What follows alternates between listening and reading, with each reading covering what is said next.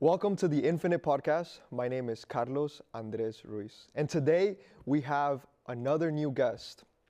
I always introduce a guest as a friend more than anything else that I know about them. And so today we have with us Alexander Malek Gharios. What's good? What's up? How you doing, Malek? I'm good. It's a pleasure to be on the show.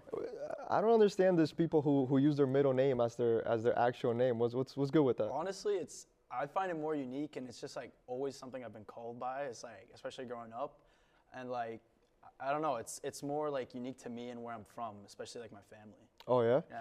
What? For me, I couldn't get into Andres until after COVID. It was like a rebranding. Yeah, because like I remember when I came to try out for you for the first time, you went by Carlos, and then after many years later, when we reunited, I tried calling you that, and you're like, no, I go by Andres now.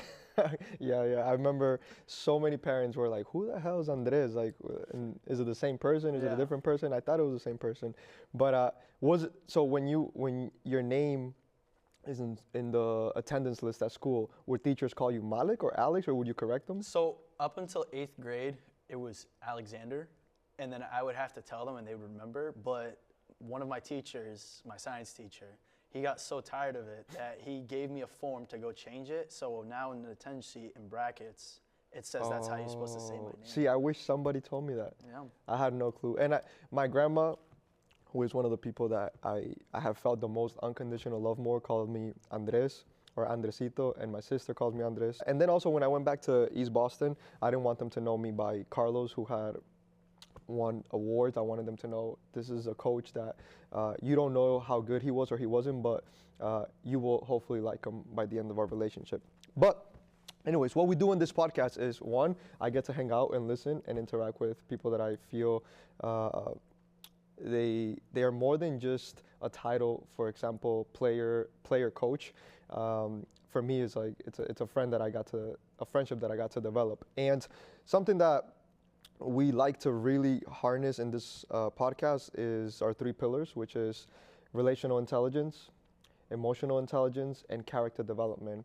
And the reason that I'm so excited that you're here today is because not just in the last year, but your entire career, but particularly in your last year, I think you have had to express those at such a high level.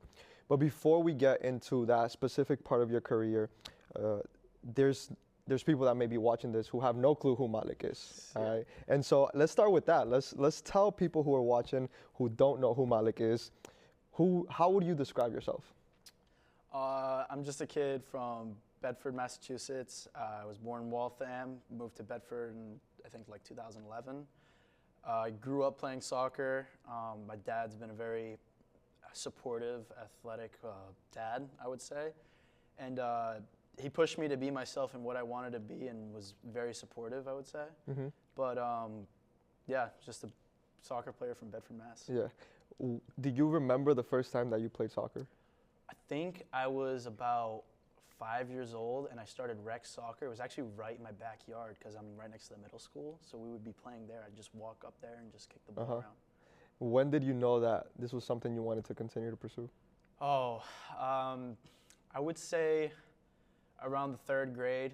I had this was like when travel started, recreational, because like before it was just like small Saturday pickups. Mm-hmm. Was travel my fall season with our favorite rec coach from Bedford, actually.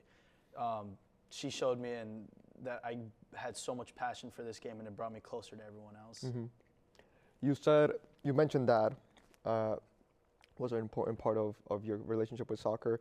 I always like to find all the textures inside of the people that I hang out with. I like to tell people that there's so many Andreses inside of my head, and so there's the husband, there's the son, there is the friend, there's the brother, there's the coach. And so you have a dad. Tell me more of what type of roles do you play aside from being a son? I would say I'm also a brother. I have a younger sister you also love a lot. Yeah. Soccer players as well. I'm a mechanic as well, like my work. Yes, you are, actually. I like fixing stuff, you know that. Your parents tell me, I think your parents told me a story about you fixing something at a young age, and from then they knew that you had something to do with. They knew I had a special talent. What was that story?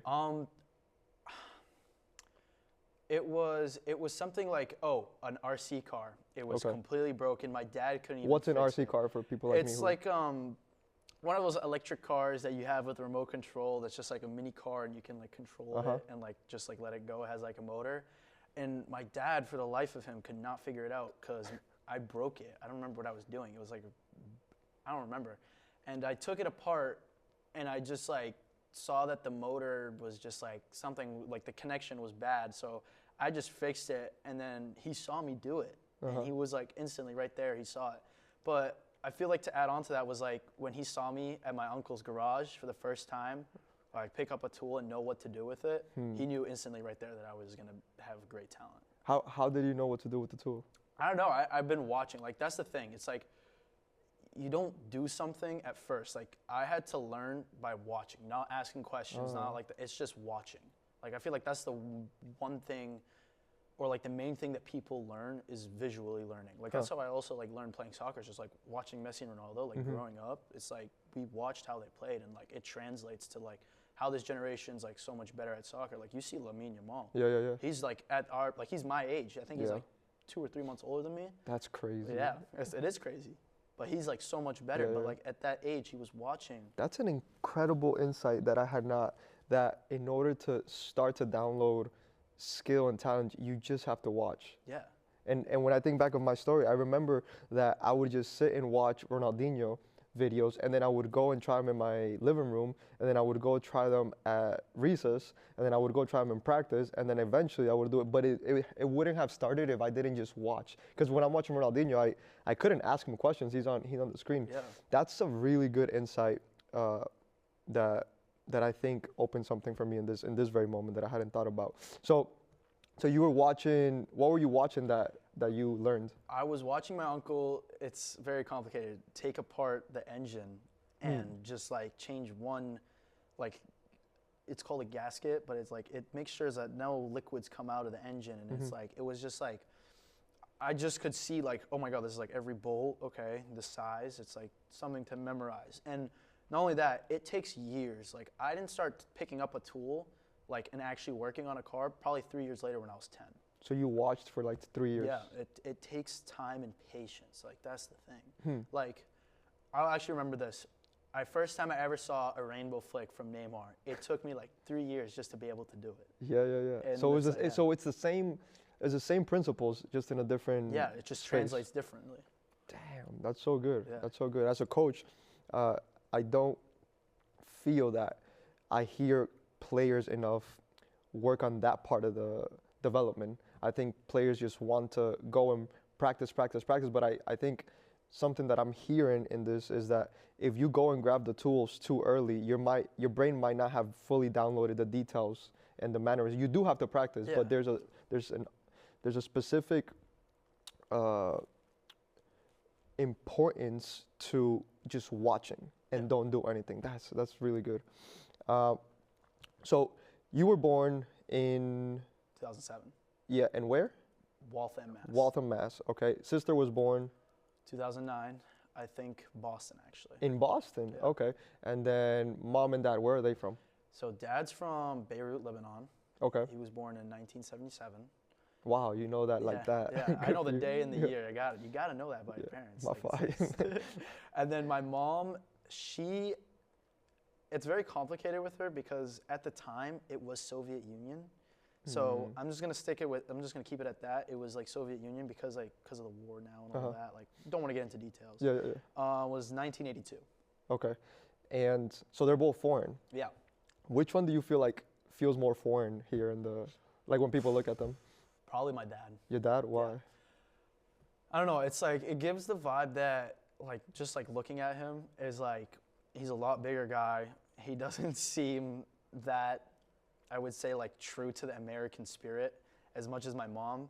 Wait, hold on. Let's unpack that. Yeah. What does that mean? Like they don't have that same value or like true. Give me an example. beliefs. Give me an So, example.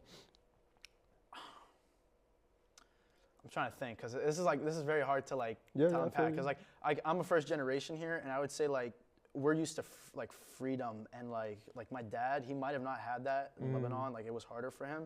So like him being here, a lot of people would like look at him and be like, oh, he doesn't have like what you would say like you judge a book by its cover.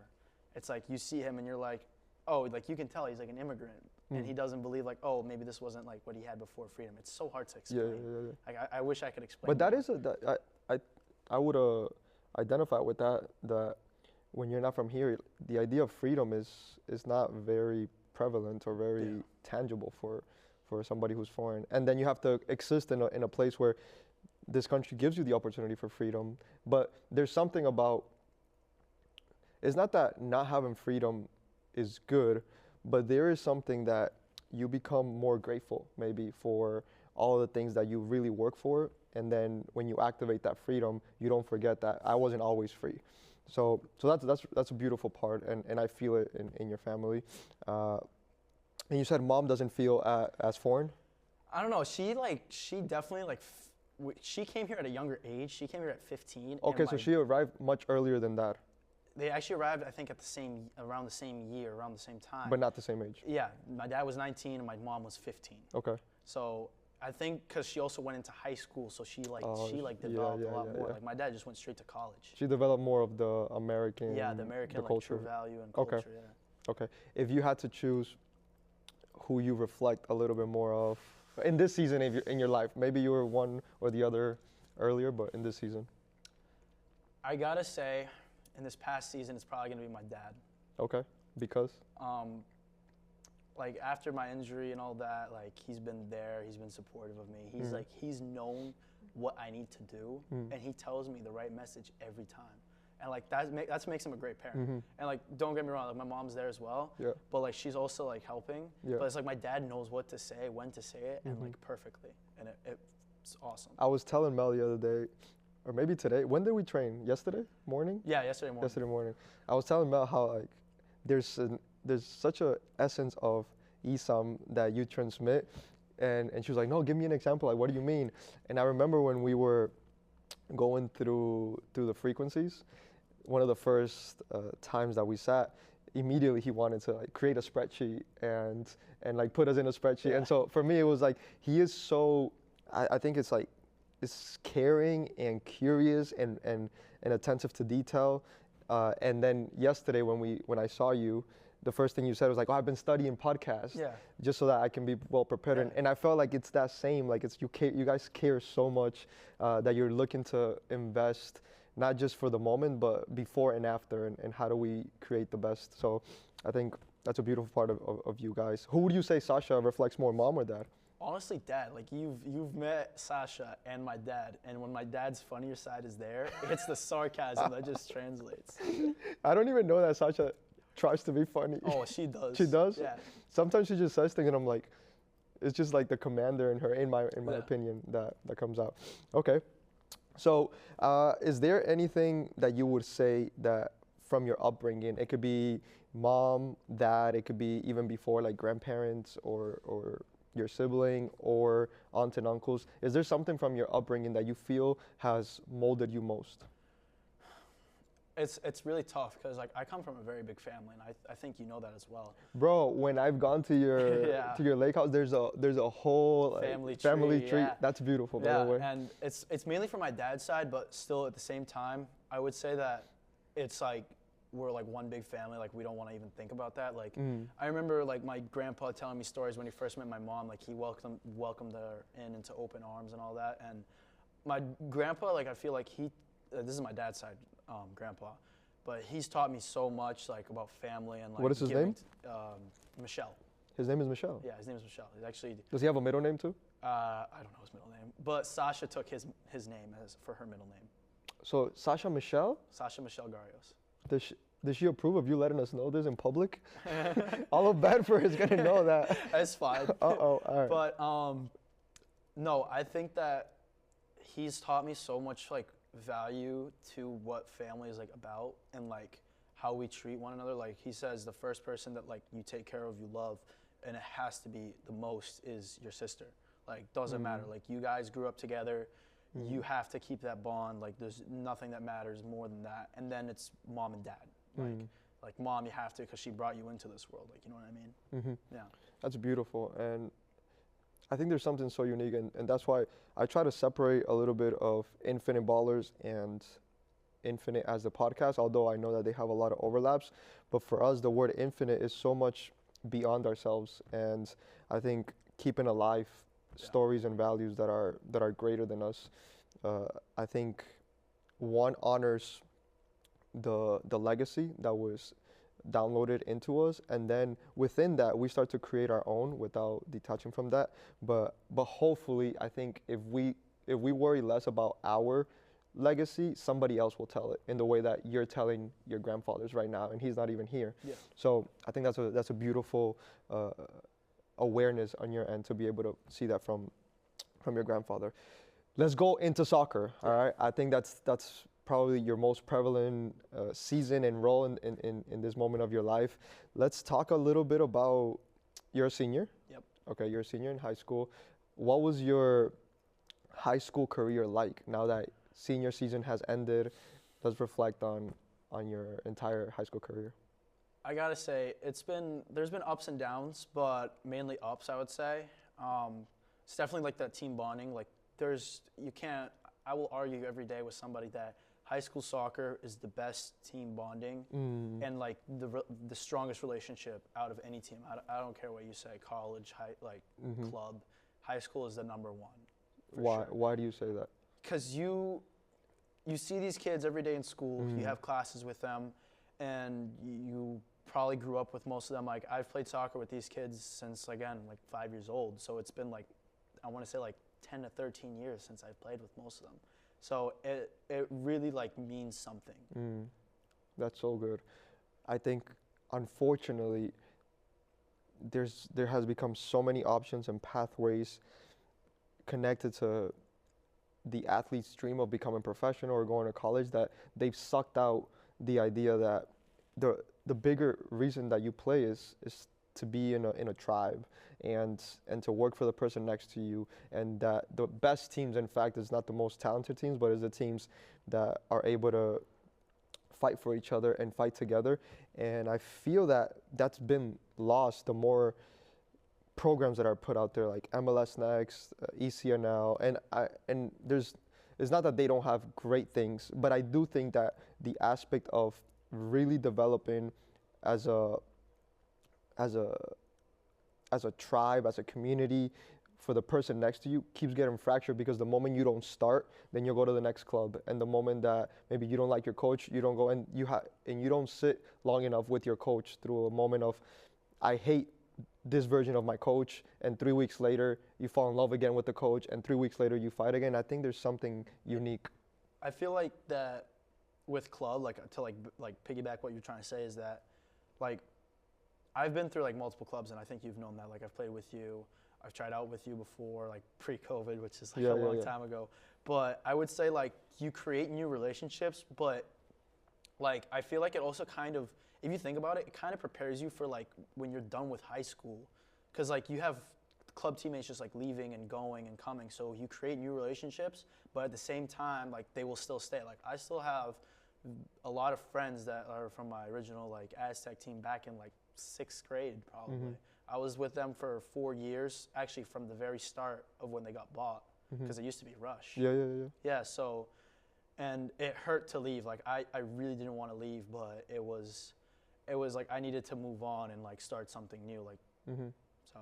Yeah, so you would say that there's also something good to being in new environments that makes you expand how many people you meet. Yeah.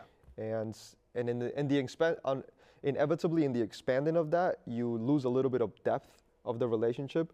But I think what you also are saying is that that's why high school is so beautiful, because you can do that in club. Yeah.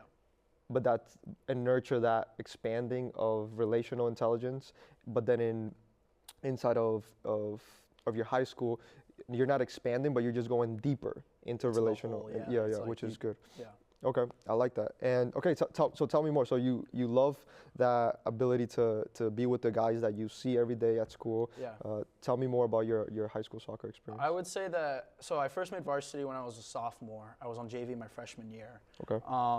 And I remember that sophomore year we were going to be really good. I didn't. I mean, I got in most games. I think I played. We have like 18 games a season. I didn't play 6 of them, so I played 12, and it was like 20 minutes probably a game, but it still meant a lot to me. And as like junior year went on, like after I got injured halfway through the season, I started to like see from a different perspective of like what the older guys were seeing. Like as a young kid, especially freshman, sophomore, you're dying to get on that field. And like it doesn't matter. Like you will go for the scraps of any play time, and like you will die for the badge is what I hear from everybody. Freshman year, JV, right? Sophomore year, you made varsity for the first time. You got some playing time.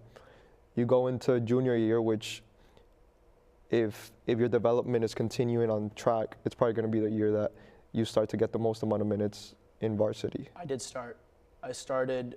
I played 9 games before I got injured, so exactly halfway through the season, and I started 6 out of the 9 over a senior who was a starter last year. Okay. Year before. Okay, so you go from sophomore to junior, which it starts to become you're really important to the team, and then something happens. Yeah. And this is something that I really feel that we definitely need to dive into and not just go through it in a way that, yeah, you got through it and came out on the other side. But I want us to like dive into that moment. And so take us back to that moment when you went through this. Like just walk us through the actual play. So it's September 30th. I don't remember the day, 2024. And we have an away game at Weston High School. It's the start of the second half. I'm starting. We're about, I think, 2 minutes in. The other team scored a second goal. It's 2-0. We're down. And I have that, like, not that anger, but like I want that dying feeling like, okay, we need to score now, or we're going to go down, or we're like our mentality and everything's going to go down, our morale. So I start working my butt off until the coach like will sub me out and like get a break so we can get like the spirit up. And I remember going to pressure the ball at their left wing back, because I was playing right wing.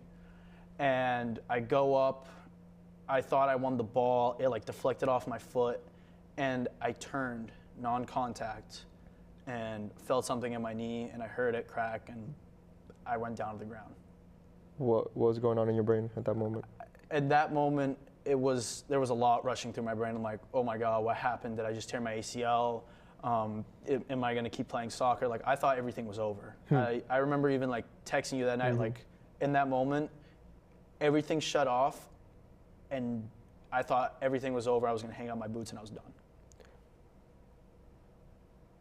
What are the feelings? So those are the questions. Can you give me feelings in that? I was scared. I was Okay. like very scared. I was sad. Let's start with scared. Let's start with scared. Scared of? I tore my ACL. Like I couldn't probably like play again. Like I was like.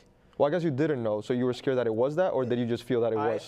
In the moment I thought it was ACL, like immediately. Okay. So you weren't even scared that it was ACL. You already were you were going in as it's ACL. Now I'm scared of what happens that means. next. Like, okay, yeah, got it. like what happens next? Because like it changes one's life. Like who knew like 3 letters could change someone's life? Yeah. That's such a good line. Yeah. 3 letters could change somebody's life. ACL. And okay, so you said scared, and you said sad. I was crying. I was in pain. I was like, oh my God, is this it? Is my season over? Is like the season over for the team? Because I felt like I brought a big impact to the team, I thought, at the point. And the coach thought that as well. He was devastated. I remember I came back into school like after, and he wouldn't, like, he gave me a hug like just to like support me. He was sad as well. Okay, so you start to become scared, sad. I think perhaps what I hear is a little bit of hopelessness with regards to the character of Malek as a soccer player. Yeah. And when you heard what it actually was, did anything change, or did it amplify the feelings? So at first, I didn't know like ACL. Like obviously, I had like zero knowledge of what the knee was like, and I was able to walk off the field. So I was like, okay, maybe it's not that bad. Maybe I just like tweaked something, and I'll be fine. But I remember I got to the bench, sat down, put ice on it, and it was getting tight, and it was hurting so much that the trainer told me, okay, I'm gonna talk to your trainer, but you need to go see a doctor, get an MRI and all that. And I remember the following day, that night, at like 11 o'clock at night, I went all the way to like Framingham to get an MRI because my dad wanted to get it as soon as possible. And I had confidence. I was like, okay. I'm like, okay, maybe it's not ACL. Like I'm walking, I'm fine, I feel fine, my knee's okay. And then I talked to the trainer. He's like, listen, we got to be prepared for anything. Like it could be ACL, but this is important to the story. I'll tell later. But he knew with the symptoms when he talked to the trainer that it was most likely ACL, but he didn't tell me to like ruin my confidence. So then 2 days later passed, and my dad had gotten a call. I didn't know, and he brought me into the room, and I saw him start crying. And he told me that I tore my ACL. And it was very emotional at that point, as you could imagine. What did that say? He was like hugging me and supporting me and saying like, hey, it's okay, like, no, like you're gonna be fine, like we're gonna come back from this. This is like it's maybe a step down, but you're gonna bounce right back up. A question that I feel is really important, not just for everybody, but also one for me to continue to learn about you is, who would you say you were before the injury and who are you after the injury? I would say that before the injury, I was like a very not closed person, but like not as open-minded after the injury, because I had to consider the facts that, okay, I almost lost the main thing that I do to like that keeps me going, and I had to find something else to like keep me going, obviously. So before I was like, I would say more closed-minded on what I was doing, but what are the possibilities of you losing that and now you can't do that anymore? It's happened to so many people I know. So what did you learn about yourself through that? I learned that you can't just settle for one thing in life or like very little things. You need to expand yourself to the world and other opportunities, other activities, like become as much as you can and find something else that you love. And it's okay to be more than one or two things. In fact, I always admire people who don't limit themselves to one expression. And in all of, one thing that I really love about Michael Jordan, who arguably could be the best sports period, like not just like in his sport, but the best athlete in all of sports. I could agree on that. In his peak, he left basketball. Yeah. And I think that speaks of him not being so defined by the container itself, but he knew that he was greater than the container.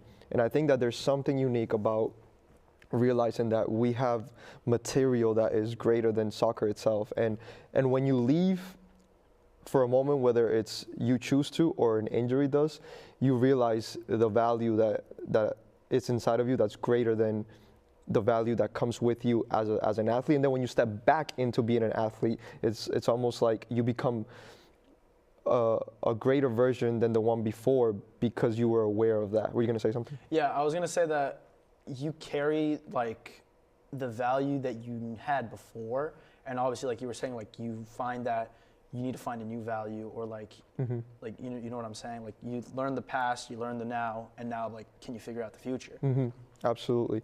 And I think regardless of whether you go professional or you go to college, that moment of not having the game is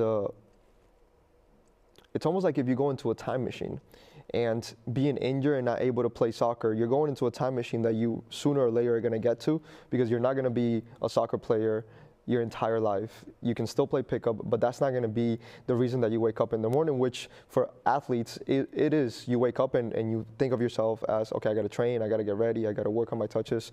And I would say we don't want people to get injured. I think one of the things that I would love to help athletes do is, instead of having to go through an injury to see these things, is like, how do I pull you to the future and help you see a self that's outside of soccer, get those instruments, all those strengths and gifts, and then bring them back to the present, and then use that to expand your soccer capacity.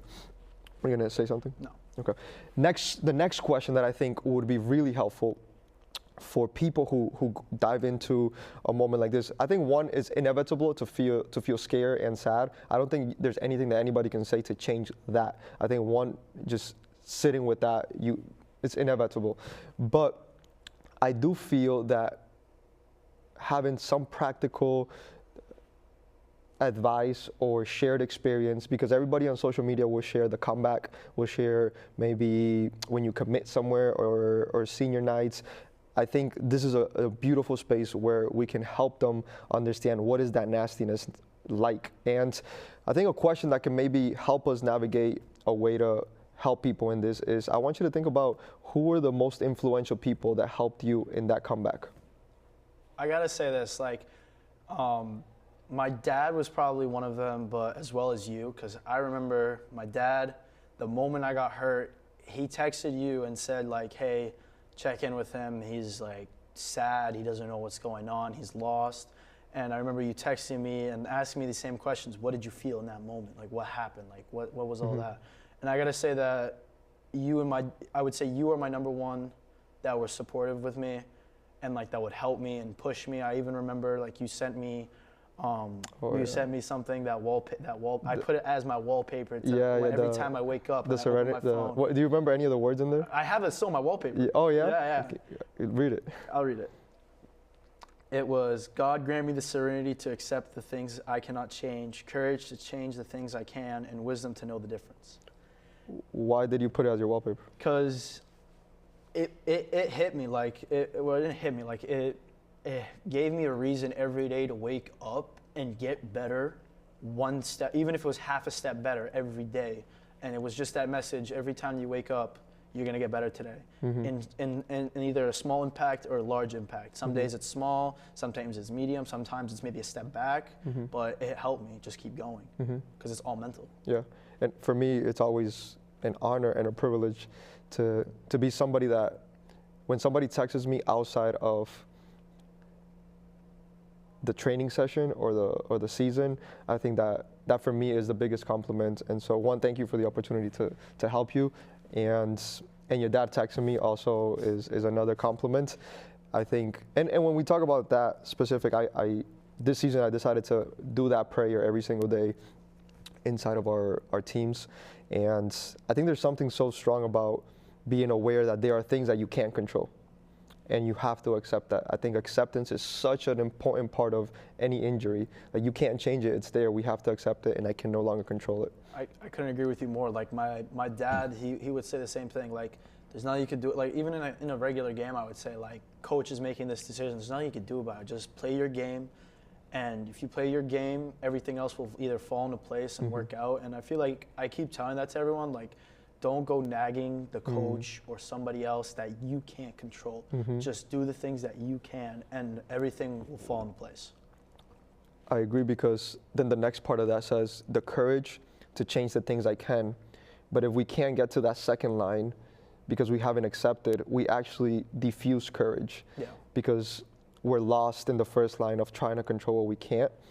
And when the moment that you open the possibilities of what you can control, you're actually creating the soil for courage. And you could be very courageous, but if you haven't passed that acceptance stage, your courage is going to be untapped. Yeah. Does that make sense? And then the wisdom to know the difference, I think that part is probably the most challenging, at least for me, to understand what are the things that I can control and what are the things that I can't control, especially when I feel that I have the courage to impact a lot of things, and knowing that, hey, this is a battle that maybe you don't fight, or this is a battle that is not for you. Maybe it's a battle somebody else is supposed to fight. Maybe fighting this battle keeps you from helping the people that you're supposed to help. I do think that is a beautiful set of lines that will really help anybody. I'm grateful that I am able to be part of that story, and you said that also was part of that story. I want us to just look for more characters and see who else was really important to this comeback, because it was a year. It was a year. So give me names, give me people. I'm gonna say my PTs. I had some of the best physical therapists for sure. What are the names? Andrea and Jane. Okay. Why did you have two? So it changed based on like bookings and times, but they both work in the same place. But I think Andrea was more of my physical therapist, but Jane was also still there because she was actually one of my teammates' moms. So it worked out very well. But do I know the teammate? Yeah, Max Mizaretsky. Oh, Jane. Yeah, she works with Dennis. Yeah. Okay. Yeah. Okay, got it. So they are huge impact on me coming back. Like, especially when I went to go back to see the doctor at my 6-month mark, he was shocked by my numbers. He was like, because they have to do a test and everything, like physical test. And he said, if I didn't know what percentage ligament and tendon in your knee was, I'd clear you right now. Really? He would clear me right now. He said, I've only seen these with like D1 and like professional athletes that he's done surgery with. So that's a testament to the work that Jane and what's the other person? Andrea. And Andrea were putting in. Wow. Do they know that? I hope so. I thank them from the bottom of my heart, and I keep even doing the work that they told me to. I still remember it every single workout, every single day, every single night. It started like 3 weeks or three days a week, 2 days a week, 1 day a week, and then we even got to 1 day every other week. It was great. Did you always want to do it, or were there days that you're like, no, I don't want this, or like? No, I wanted to do it because I knew that if I don't do it, then what is the possibility of me getting injured again? What's the possibility of my return date stretching out longer? Okay, cool. So, I love that. So Jane, Andrea. Yeah. Give me more. I would say my sister. I went to go. Sasha Michelle? Sasha Michelle, yeah. I would say that she was the reason to get me back up, but not in a physical? A talking way. Okay. It was more of a watching, again, bring back to where watching her play. I went to go watch every game. Every game I could watch, I would go. And she would be the reason exactly why I want to come back is like, because we're a very competitive family, I would presume. But no doubt she's a way better soccer player than me. Well, you're different positions, but yeah. Does she know that I don't know. Watching her? I don't think so. I feel like I should tell her that, but maybe she'll hear it. Maybe she'll listen to Maybe she'll listen to the podcast, maybe. Wow, okay, I like that. So we got Jane, we got Sasha, we got Andrea. Give me more.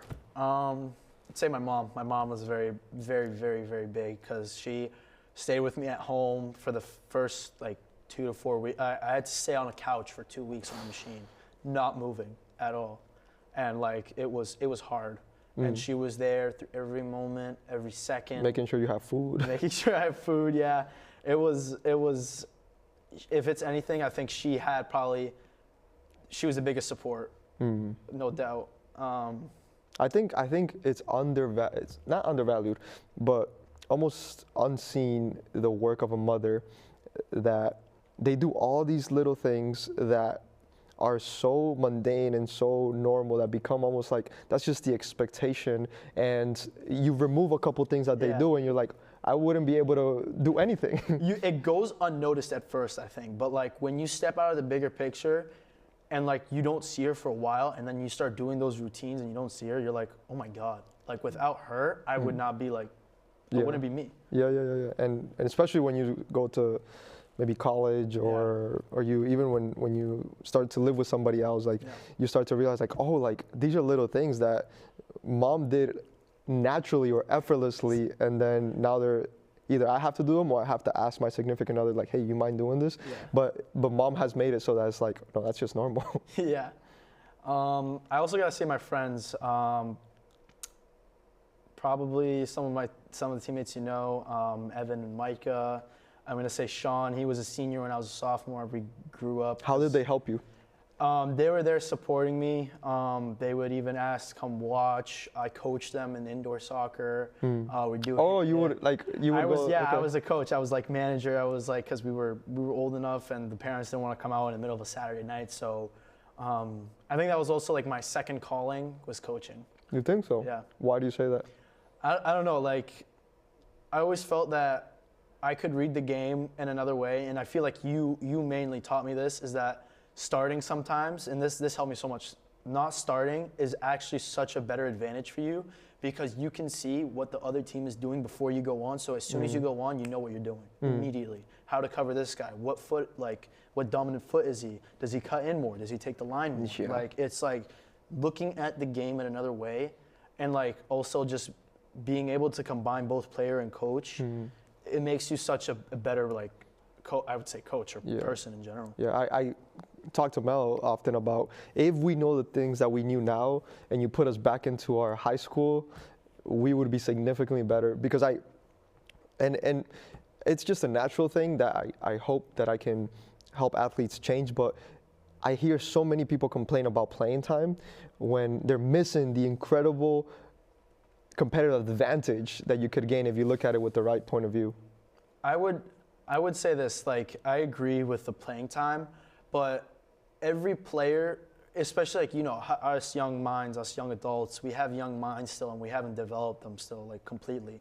But I feel like this injury, maybe take a step backwards and look at it from the coach's perspective and like find that fine line between the coach's right and the player's right and be like, okay, you're not getting enough play time, that's fine. What can you do to like get more play time? Can you talk to the coach? Can you ask him like, why are you doing this? And like, well, it goes back to you can't control that you got put in the bench. Yeah. Like, so then you accept that, and then you get the courage to ask questions, to work from the question. Then you know what you got to work on, and then you have the courage to go and work on that, as opposed to just stay at the fact like I should be playing. And the crazy part is that what I'm not saying is that don't complain about the playing time because you might be right. Yeah. You might deserve to be on the field more, but that doesn't change the fact that it's not in your control. You don't have the courage to go ask the coach like what can I do? What is like if you stay in that, like I'm going to say that shadow of the coach, you're not going to become, I would say, you're the better part of yourself of a soccer player. Yeah. You need to ask, like asking questions is a lot better. And if the coach doesn't like asking questions, then maybe he's not a good coach or maybe it's not a right fit. Yeah, yeah. And I think, well, I don't know. I enjoy when players ask me questions, but I would say like be even more strategic about it. And when we talk about, for example, relational intelligence is if you're a player that wants to ask questions to the coach, don't ask on the games that you don't play. Ask on your best games. Ask right after a set of games that you've played a lot of minutes so that the coach doesn't feel that you're only asking when you're not playing. I would say this, asking right after a game, like the game you didn't play, don't do it. Like if I'm going to give a player advice, don't do it. Wait until the training session, the following training session, and wait for a pattern. Like if it happened one game, maybe it's a tactic. Like he's like, I don't want you playing this game because I don't want you to get hurt, or I don't want you playing this game because this guy's like really good and like it's not worth it in a certain sense. So wait till the following game, and maybe, hey, he might even, if you're such a good player, he might come up to you and be like, hey, the reason why I'm not doing this is because I don't want you getting hurt. I don't want you playing out there like they're gonna like come and double team you. I can't risk you getting hurt. Or he's playing like a certain way that like it doesn't fit your playing style. Yeah. No, that's very, very good advice at any level, to be honest. Not just any level, but any space of life. Like when you're in a career, in an office, or you're part of a community, or you're trying to build anything as a team. I think being able to identify the leader and when to ask the right questions. You said something that caught my attention, that you said my second calling could be, you might have been joking, coaching. You said calling. And anytime that somebody uses the word calling, I think of a phone. And when I think of a phone and you hear the calling, I'm always wondering, well, who's on the other side of the call for you? Like literally, or like? Well, however, when you said calling, who do you feel is on the other side of the call? I gotta say, it's like, if I'm gonna like overall like say it, it's gonna be soccer. Like the soccer part of the game is calling me and saying, listen, you got hurt. Now you're a player, but there's another role that you can do, and it's coaching. So I'm gonna say, yeah, soccer was on the other side of the phone saying, hey, you can still do this passion that you have, but from a different point of view. Yeah, or point of view. Okay, yeah. And actually that proves whether you love soccer or not. Yeah. Because if you only want the player stage, then you just basically love yourself for what you do on the field. When you walk into a different area of the game, like coaching, you prove that, no, I love the game, and that allows me to not just be the center of attention, but help others become better. All right. last question, because we got to start to wrap up the podcast. What would be a message that you tell an athlete who has tore their ACL and may feel like their dreams are over? So I've actually talked to many athletes, especially in my school, who've actually gone through injury. Actually, recently, one of my sister's friends, she recently tore her ACL, and she reached out to me and asked me, like, I think she was actually in the same position as me, like, I'm scared for surgery because I've never had it. I would tell you this: don't let anything bring you down. Try to find some light of confidence, like any light, and push yourself to keep going and going and going. Because if you have that mentality of my comeback is going to be greater than my downfall, then you will come back better than you were before. And that's, I feel like, what happened with me in almost every single aspect of the game itself. Like, I feel like that's another thing you taught me, is that when I came and joined you for Villa, was that you can step away from the field and look at it from your brain and like mental state. Do you have the confidence? Do you have the brain power, like strengthening your brain, in order to tell you, okay, I'm going to get back up and I'm going to get better every day, and it doesn't matter how, it's some way it's going to get better. And it takes time, and you got to have that patience, but I promise you in the end, it's worth it. I like that. To be honest, I'm still captivated by the idea of watching, because I think we started the conversation with the fact that one of the only steps in order to start to advance in any type of development is to watch. And I wonder if some players need to watch more, whether it's from the bench, whether it's unfortunately an injury, which I don't wish an injury on anybody, but maybe instead of waiting for there to be an injury to become aware of this, learn to watch a little bit more, maybe in practice, maybe in games, maybe watching. If you look up to someone, don't just look at their games from when they have the ball and when they're playing. Look at their press conferences, something that is really important, that whoever you look up to, like, see how they talk, see how they think, see how they walk around. If social media is so prevalent, then use that in your advantage. Like, go follow people that you admire and look at their social media and see how they are telling the story of their life, so that as you're watching that, you're starting to download specific principles. 100% agree with you, because, like, again, like, I feel like if soccer players, like, they want to go professional, the coaches, they look at everything, and, like, this is a good way to prepare yourself for, like, college or professional soccer, is that the coach looks at every aspect of your life and sees, can you fit not only from the field, but the way you connect with your community, with your family, with your friends. With obstacles. Is it a good with obstacles, with challenges. Can you overcome those challenges and obstacles? Are you a good fit? Yeah.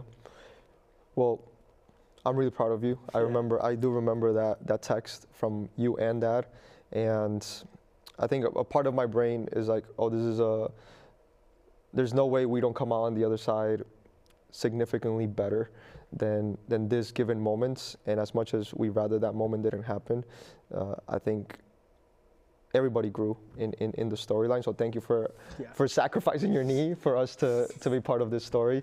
I was really compelled by the moment that a year later you text me saying, can you call me? What was that conversation about? That was my overjoyment that I got an offer to play at the school that I wanted to go to. And it was very unexpected, especially me coming back from injury so recently and me not getting as much play time because I was still building back up. So it was a very big thing, especially exactly a year later. On that same day, exactly a year later that I tore my ACL, I had an offer to go to the college I wanted to go to. That's crazy. Soccer is such a good metaphor for life, and I heard Trevor Noah, I think it was, the comedian. Yeah, he was talking about how it just overlaps in such a beautiful way that you think you have 90 minutes, but you don't know if you have 90 minutes. You don't know if you're gonna live to 40 like Kobe, or you're gonna go to 80 something. You don't know what obstacles you're gonna have. You don't know if you're gonna lose a game because it's not your fault, it's the referee's fault, your teammate's fault, or because it's your fault. And so it's such a beautiful expression of what life really is. And I'm always captivated and grateful to be able to learn about life through the players that I coach. Yeah. Anything that you would like to tell the? We have so many people. We have thousands and thousands of people listening to this podcast, and by that is like all the times that your dad watches. But is there anything that you just want to leave with today, or tell the audience with regards to either Infinite Ballers, Infinite, our conversation today? I would say again, I think the main takeaway is have the confidence. Have that mental state that you're going to keep getting better every day, but as well have the patience, because like when you come back, you were like, oh, I'm excited, I want to keep playing, but you might not start. And it happened to me, and it's even happening to me now when I come back to club. Like I got put on the lower team, but I'm like, okay, I need to prove myself. So prove yourself and everything will fall into place. That's the last message I have for everybody. Patience, have the confidence, and everything will fall into place. Beautiful. And I will double down on the patience, particularly on the area of taking the time to watch, because I think that's a really unique principle. Watch, and it takes patience to watch and not jump in and contribute, and not jump in and grab the tools, not jump in with your words and getting angry, but watch and be patient. I learned that from your story today, so thank you so much, Malek. It's a pleasure to have you. Hopefully we can have your sister, and then maybe we'll have you and your sister. Maybe we have Isam and Marina. We'll see what we do. I can't wait, especially this was so great, and I hope we do. Absolutely. All right, man, I love you, and we'll see you guys soon. Take care, man. Sounds good.